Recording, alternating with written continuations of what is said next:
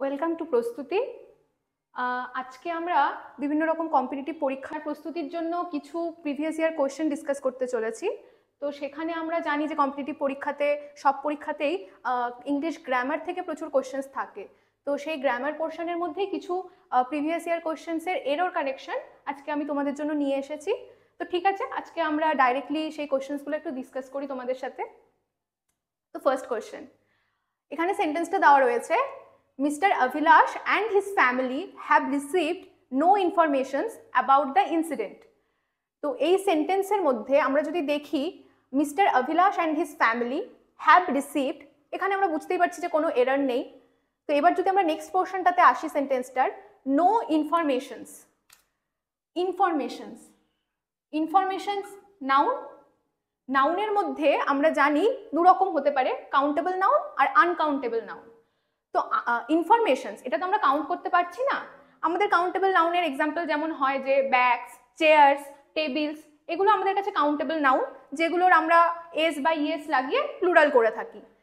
তো information uncountable noun. তো সেক্ষেত্রে ইনফরমেশনের প্লুরাল করার জন্য আমরা এস বা ইএস যুক্ত করি না। ইনফরমেশন শব্দটা in itself it is plural, ঠিক আছে? তো এরকম ইংলিশে মানে কম্পিটিটিভ পরীক্ষায় আমরা এরকম প্রচুর দেখতে পাবো শব্দ যেগুলোকে এস বা ইএস দিয়ে প্লুরাল করা হয়েছে, কিন্তু যেগুলো সুপারফ্লুয়াস, আমাদের দরকার নেই এস বা ইএস যুক্ত করার, এই শব্দগুলো in itself in themselves they are plural. Like information, এখানে এসটা যেমন হবে না, বা লাগেজ or baggage,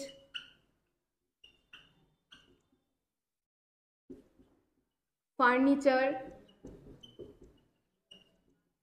এই টাইপের শব্দগুলো জেনারেলি কম্পিটিটিভ পরীক্ষায় এসে থাকে, যেখানে অনেক সময় লাগেজেস, ব্যাগেজেস বা ফার্নিচার এই টাইপের শব্দগুলো দিয়ে সুপারফ্লুয়াস করে প্লুরাল দেওয়া হয়, কিন্তু তার কোনো দরকার নেই। আমরা লাগেজ, ব্যাগেজ, ফার্নিচার, ইনফরমেশন এগুলো নিজেরাই প্লুরাল, এগুলোকে প্লুরাল করার জন্য আমরা কখনো এস বা ইএস যুক্ত করব না।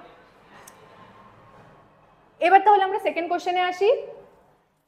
মাই brother performed extremely good in the class test. My brother performed, এটুকু পোর্শন তো ঠিকই আছে, নাউন ভার্ব। তারপরের পোর্শনে যদি আমরা আসি, এক্সট্রিমলি গুড, পার্টস অফ স্পিচে গুড অ্যাডজেক্টিভ, এক্সট্রিমলি অ্যাডভার্ব। তো এই সেন্টেন্সে যদি আমরা দেখি my brother performed extremely good, এখানে পারফর্মড এই ভার্বটাকে ডিনোট করার জন্য, এক্সপ্লেন করার জন্য আমাদের একটা অ্যাডভার্ব দরকার। পারফর্মড ভার্ব, তো তাকে এক্সপ্লেন করার জন্য আমাদের একটা অ্যাডভার্ব দরকার। পারফর্মড একে এক্সপ্লেন করতে গেলে যে অ্যাডভার্বটা লাগবে, গুড তো অ্যাডজেক্টিভ, তো সেটা দিয়ে তো আমরা ডিনোট করতে পারবো না। তো তাহলে আমাদের একটা অ্যাডভার্ব লাগবে, সেক্ষেত্রে আমরা গুডের বদলে এখানে ইউজ করব ওয়েল।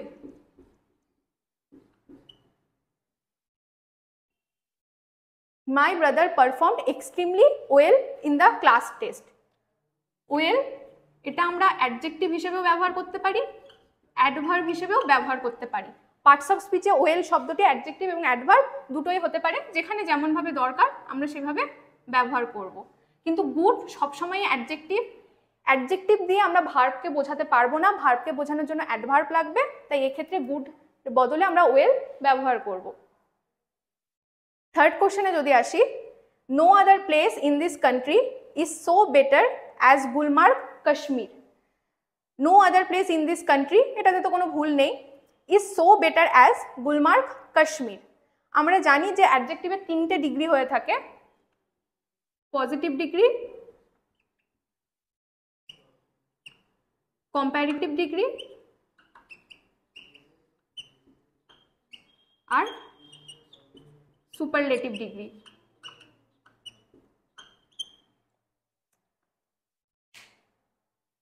পজিটিভ ডিগ্রি দিয়ে আমরা এই ইজ, সো, অ্যাজ বা অ্যাজ ব্যবহার করি পজিটিভ ডিগ্রি বোঝাতে।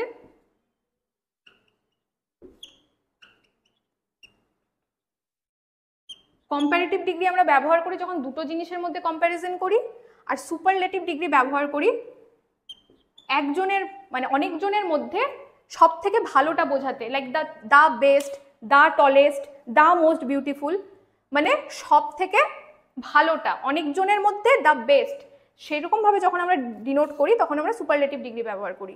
তো is so better as, so as এই ফ্রেজটা আমরা পজিটিভ ডিগ্রিতে ব্যবহার করি, আর বেটার হচ্ছে গুডের কম্পারেটিভ ডিগ্রি। তো এখানে তো তাহলে সো বেটার অ্যাজ যদি ব্যবহার করি আমরা কম্পারেটিভ এবং পজিটিভ ডিগ্রি দুটো মিলিয়ে ফেলছি, তাই এটা হবে না। আমাদের এখানে যে কোনো একটা ডিগ্রি ইউজ করতে হবে। No better other place in this country is so better as Gulmarg কাশ্মীরের বদলে আমরা একটা degree is so as Gulmarg Kashmir এটা ব্যবহার করব। এখানে বেটার হবে না, এখানে বেটারের বদলে আমরা গুড ব্যবহার করব।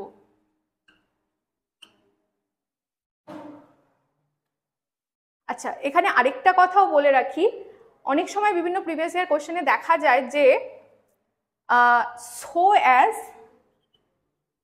আর অ্যাজ,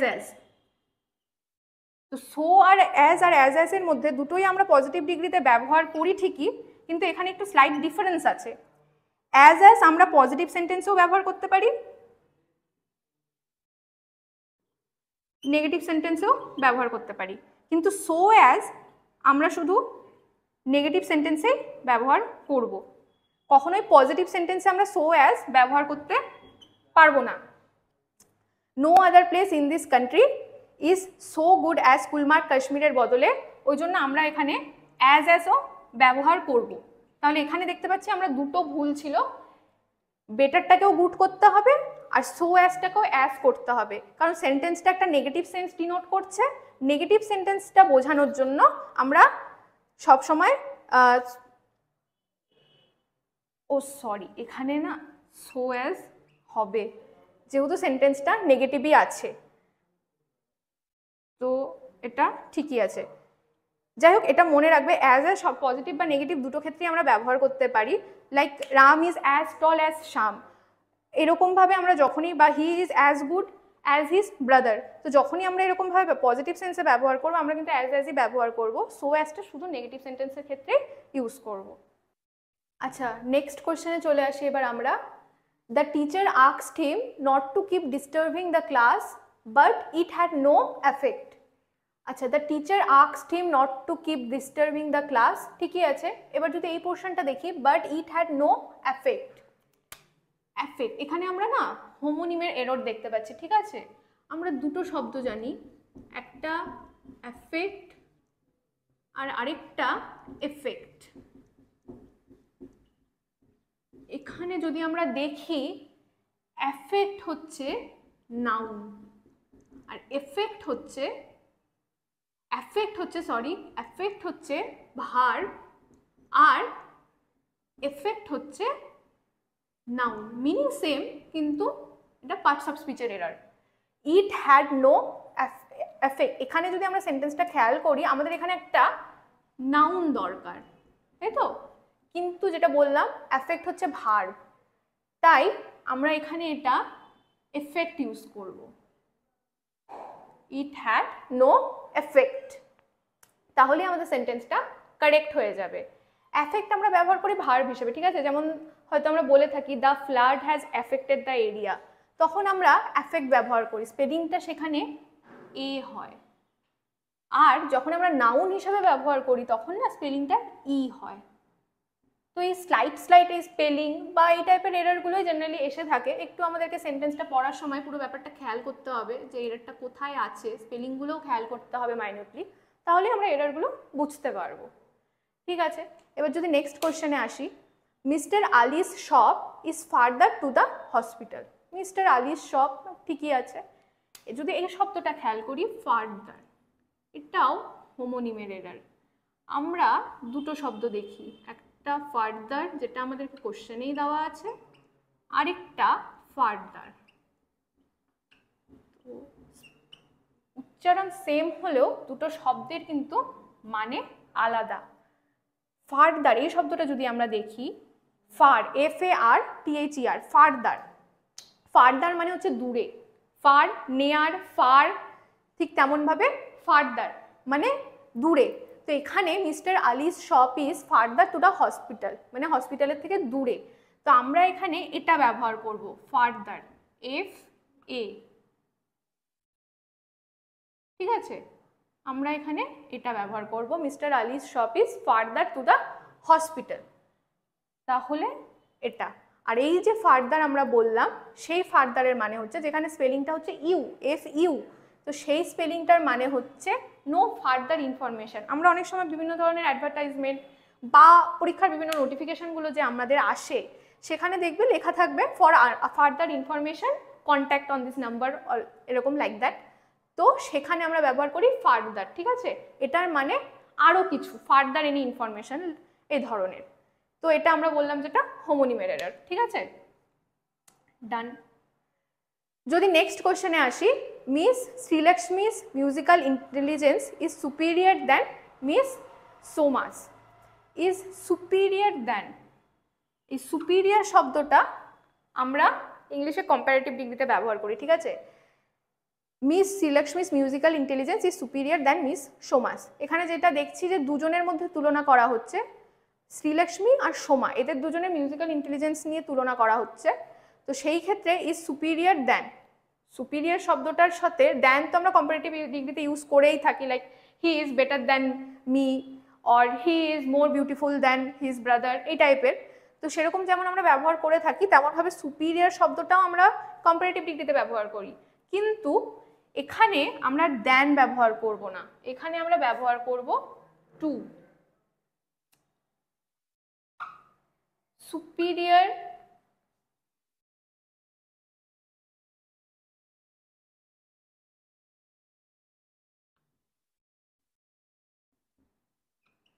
inferior